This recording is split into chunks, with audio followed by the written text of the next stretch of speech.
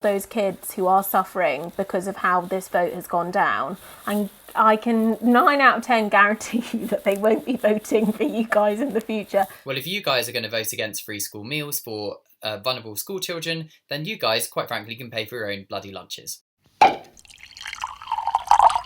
Right. Well okay. then, this is the first time we have done this virtually. We thought this might happen, and now it actually has. I'm surrounded by a beautiful library of books, and I'm trying to be very astute with my background.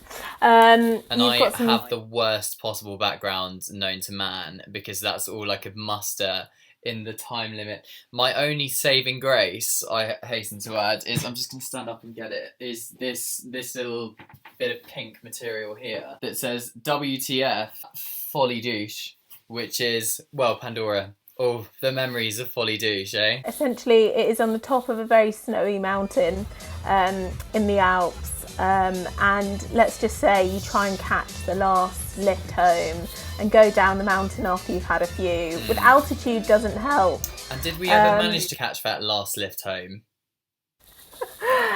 I mean, yeah, so we're sort of like, right, everyone get yourself together. I think I famously tripped up trying to walk out of there. We've got some great memories. I just have this memory of me skiing or trying to ski down the Blue, and then I look back and you were fine. And when I look back as I'm turning the corner and you're just skidding, tumbling down. Just like starfishing on the snow. And I was like, this is going to be a long way down. You know the film Out of Bridget Jones, when she just bombs it down? Yeah. I think that was me a few occasions after 42. So, Pandora, what have you got to drink?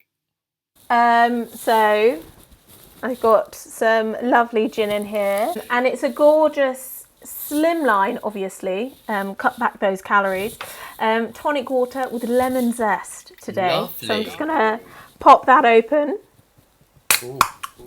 Ooh, that sounds of the can. I'm loving your glass. And funnily enough, I thought I'd bring my own bit of crystal glassware, but in the shape of a champagne goblet.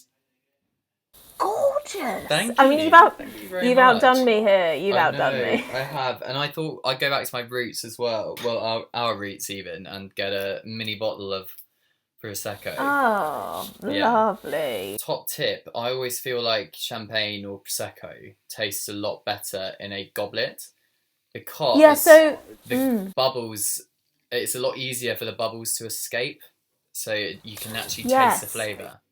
That is actually the traditional way of having it, actually, is in a champagne bowl. That's what they used to do. Well, cheers, darling. Cheers. Cheers.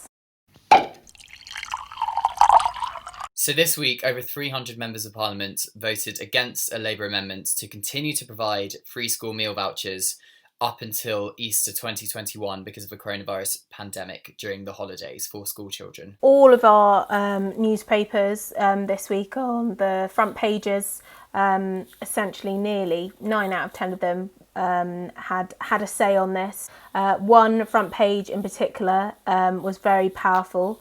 The Daily Mirror's front page, which you'll be able to see now, essentially writes within the headline all of the MPs who voted against this motion in Parliament. You can also look up on the website how your local MP voted, which is also a good one if you want to educate yourself to see how somebody that represents your local constituency, your local community, about how they voted. And I'm sure you could probably contact the office and ask them why too. The government has, in their defence, has said that they are providing enough support to children who are in that situation where their families or parents cannot afford to provide, or carers cannot afford to provide free school meals to them. And obviously they are having to spend quite a lot of money dealing with the pandemic. This is the biggest amount of money the government has had to borrow ever in peacetime. So from that perspective, maybe you can see why they decided to prioritise, but it's children. It's like and people children, and people have drawn children going hungry. And people have drawn comparisons on it, which is totally fair, on the track and trace system, which is quite frankly, in my opinion, been absolutely awful. Marcus Rashford sort of kicked off this campaign. He's only 22 years old. I think people forget just how young he is so as young. well, and he's creating such an impact. He is. And he said how his mum relied on free meals and did 14-hour shifts to feed him when he was younger and his 4 siblings. And he thought, well, if the government aren't going to help on this, then I'm going to use my voice. And he's used his platform in the best way possible. And he said he'd retweet local businesses which are going to help provide. He's retweeted Brighton and Hove, a company called Athena B. Portslade. We would absolutely love to help. We believe in helping those in need. We would love to offer free kids meals to anyone that pops throughout all of next week, Monday to Thursday, i.e. half term. That's a company in Brighton and Hove. North Teesside Council is going to be providing free school meals over half term break. Newcastle are doing similar things. Salford, St Helens Borough Council, Southampton, Hackney Council, East Sussex, all these places are supporting the national cause to stop children going hungry over the holidays. It's amazing, but I personally find it so sad and quite frankly, great all clubbing together, sort of like, but really... But why should they need to? Why should they need to? Yeah, why should they need Why is to? it provided by the state?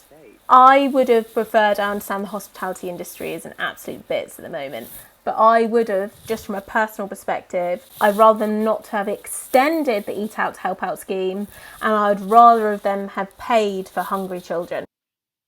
I think I would as well. And also, it's a bit of a farce, isn't it? All of us who can afford to have disposable income to go out and, eat half price food in the summer to enjoy themselves when there are families... A luxury, exactly. Families genuinely struggling, where parents or carers have to choose between feeding themselves or feeding their kids, or choosing, as we go into winter, choosing to put the heating on or feeding their kids. And the thing is, we are not being left-wing or Labour here. This should not be a partisan issue. It should be a human decency issue, quite frankly. It is ludicrous how the government are not doing more to help these kids.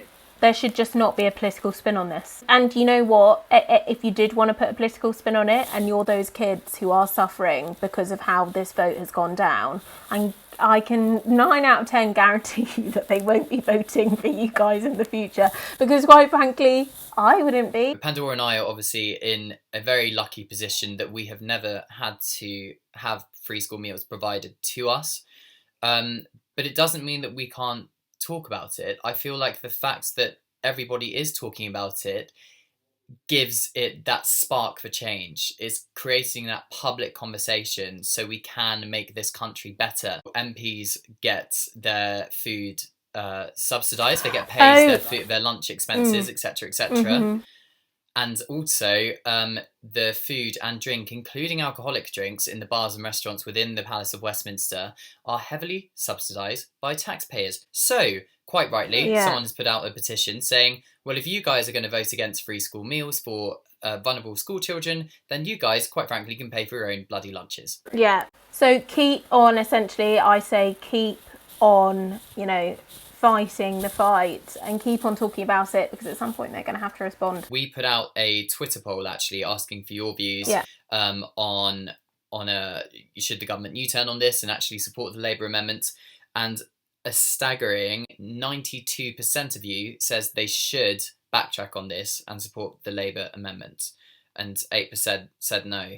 And someone called Danny has tweeted us, so thank you for your message, Danny. And he said, I've said yes, but only, which is actually quite a good point, but only with a strategy beyond Easter to work towards properly solving the underlying problem. And he gives the metaphor of, curing symptoms of a disease isn't curing the disease itself. What I think essentially what Danny's saying is that we need to get families in a position where they don't need free school meal vouchers because they earn enough money to be able to support themselves.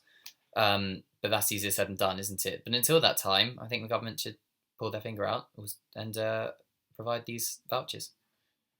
I agree. Well, that's it for this week's episode, our first virtual one due to Corona. But thank you so much for sticking with us, and we hope you guys are all staying safe in these weird times. But, we hope we gave you some fun along the way. Yeah. Cheers, everyone.